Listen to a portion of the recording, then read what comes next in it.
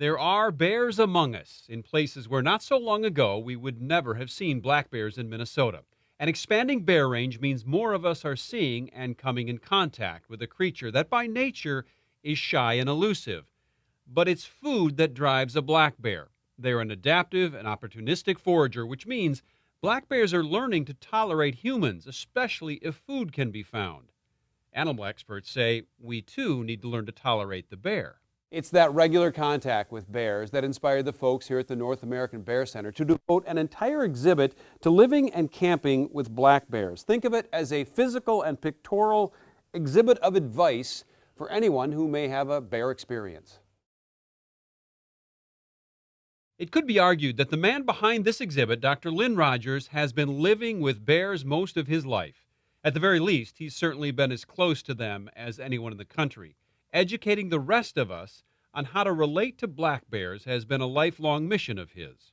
And now, with half the state considered normal bear range, including north and south of the Twin Cities, city bears are common. Backyard bird feeders are a regular attractant, and once a bear finds them, they'll keep coming back. So if you don't like seeing bears, Rogers says the solution is simple.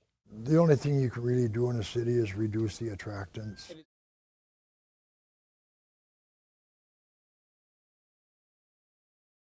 Yes, yeah, that's the whole thing. It's not that they want to be by people, it's all about hunger. The fact is, black bears are ravenous eaters. The average bear consumes 3 to 5 pounds of food a day, and that doubles in the fall when they're trying to fatten up for the winter.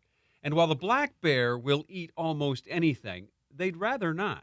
They prefer wild food, actually, but some years there's not a lot of wild food, especially here in the North Country where there's no acorns and all that. Only occasionally a good hazelnut crop. You get a frost that kills the berries. Then the bears are into the campgrounds. They have no choice. Anyone who spent time camping in Minnesota's parks or the Boundary Waters know bears are frequent visitors, and many have been educated. In many campsites, the bears are just making the rounds to the campsites, so whether they have food or not, the bear might pay a visit. Looking for the food you plan to have on your outing, so hang it or put it in bear-proof containers. But even with that, you still might have a visitor.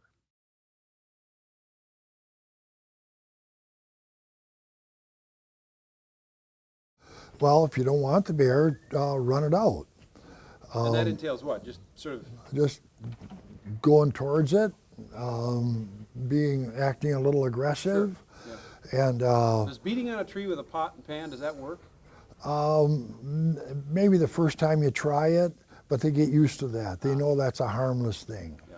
So, but if they see the person actually being aggressive, I've never seen in all my years a bear that I could not chase away. So whether it's your camp or your backyard, black bears may find you. And in that moment of truth, will you have enough bluster to scare them away? Dr. Rogers says a backup plan is always good. If I'm talking about chasing a bear away, a lot of people don't dare to do that because they grew up the same way I did, afraid of bears. If you carry a little can of Halt that you can carry in your vest pocket. Bear spray, in other words. Bear spray, pepper spray, capsaicin, yes. You're king of the woods. King of the woods, well, maybe in that moment. But the real king of the woods will likely just move on looking for another meal. Randy Meyer, Fox 9.